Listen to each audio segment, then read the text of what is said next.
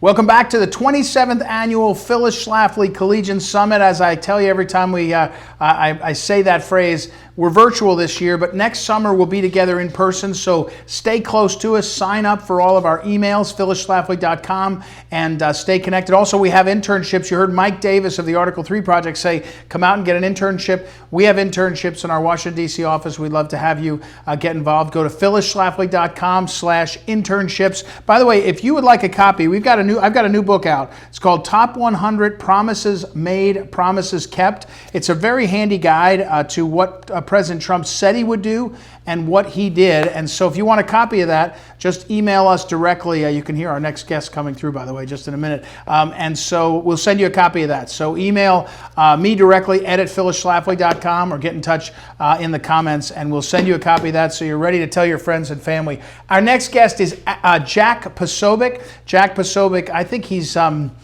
famous now for being a One America News anchor and correspondent. He's on television all the time, but he really is valuable, if I can say, in the current movement because he uses his Twitter feed at Jack Posobiec, Posobiec,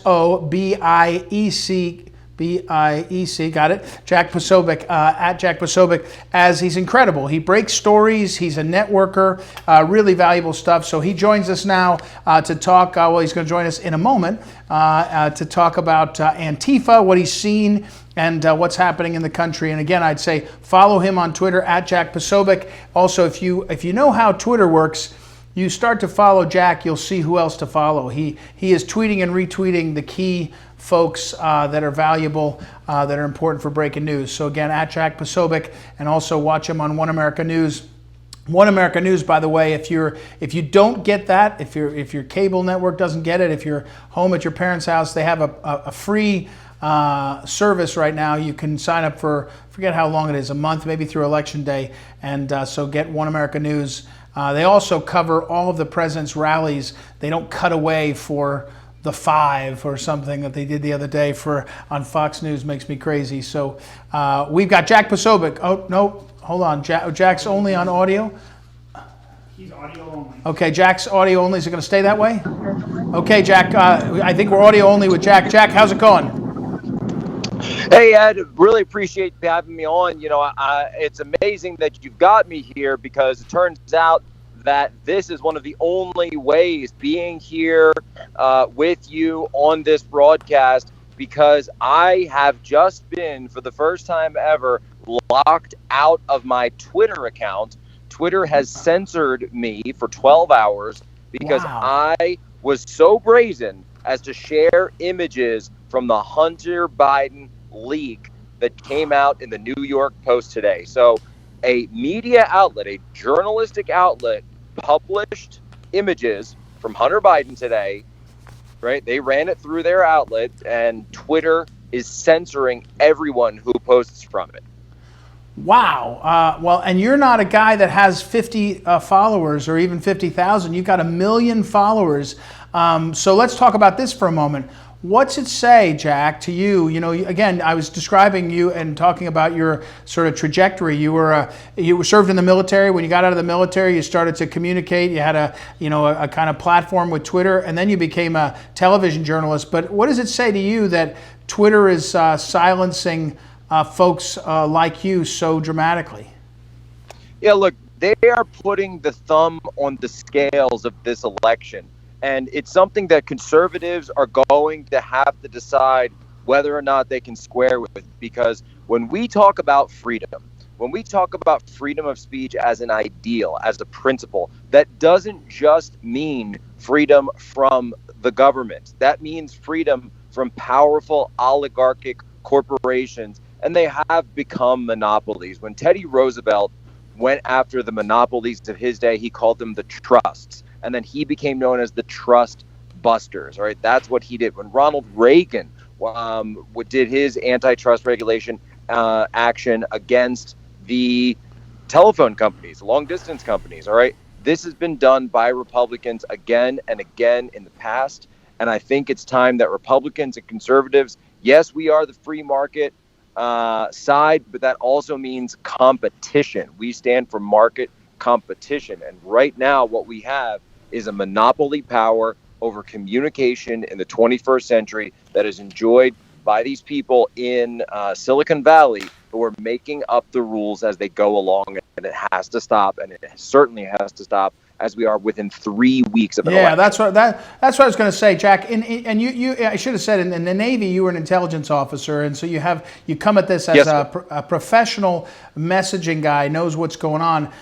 In 2016, we didn't see either the mainstream media or tech play the role that they're playing now. Today, the mainstream media ignored the Hunter Biden story, accepted the Biden campaign's statements. I think the Biden campaign actually blamed Russia with nothing to back it up. Just said blame Russia for the Biden leak, the Hunter Biden leak. And now we see the big tech company putting their thumb on the scale. Jack Posobiec, now you see the field bigger than anybody. How can President Trump even win? How can anyone win when you're running against the fake news and the big tech and the swamp? I don't know how you beat that. Well, the way, Ed, that you beat that is through numbers, right? They say there's two ways to have power in politics, and that's if you have money or if you have numbers, right? And so with that ability, what you basically have to do is to say when somebody gets censored, when somebody goes down, conservatives and believers in liberty, believers in God, must stand together. When one person goes down, we have to rally to their side, and we have to let our leaders in Congress know, specifically our leaders in the FCC know, the Republicans who do sit there, know that it's time enough. It is time enough. We are sick of it. And in an election scenario like we are in right now, think of it, where they could go with this. They're starting with the New York Post article. They're starting small, but they have moved the chains in a way that we have not yet seen in this country. What's coming next has the potential to even be earth-shattering. Imagine, if you will, and Mark Zuckerberg has already said this. He said that if a candidate declares victory on election night, but if they have not received what Mark Zuckerberg refers to as a consensus victory, right, then Mark Zuckerberg will censor that transmission. So let me de-Silicon Valley-ize that speech. What he's saying is, if Trump declares victory, but they don't like it, he's going to censor Trump across all social media. And the other guys are going to follow along because Zuckerberg is the big dog.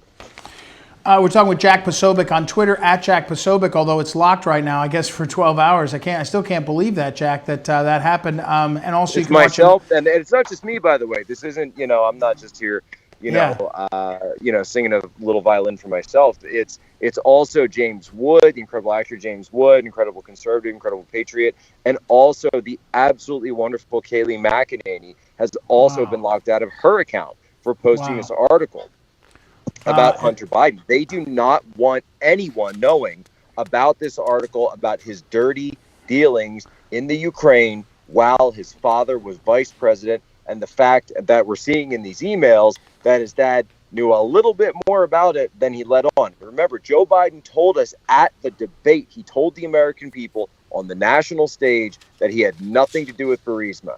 Now we're seeing a different story in these emails. Well, and I hate to say it, we're getting down to the details a little bit, but for our collegians, one of the things I tell people, and the late Phyllis Schlafly taught me this, and we heard it from Mike Davis, I think Jack will agree, get involved with the campaign, volunteer, because you understand things differently, you see what's going on. When the Biden campaign came out earlier today and said, we deny that there was ever a meeting, it's not in our public records, they just set themselves up for a problem, because if there was a meeting, it's going to come out, and then it's game, set, match. You've gotten caught lying twice. But Jack, I want to make a couple things, Jack, because I have such limited time on the collegians, and we've got more great guests. First of all, I want to mention your two books, Citizens for Trump, The Inside Story of the People's Movement to Take Back America, which is your history sort of for that period of the Trump campaign, but also 4D Warfare, a doctrine for a new generation of politics. That's really valuable for people to know about. Jack, what do you tell college kids? You're not that far removed from it yourself, a decade or so. What do you tell college kids, the collegians that are listening and watching this on our Phyllis Schlafly Eagles Collegians Summit? What do you tell them to think about politics, getting involved? How do you encourage them?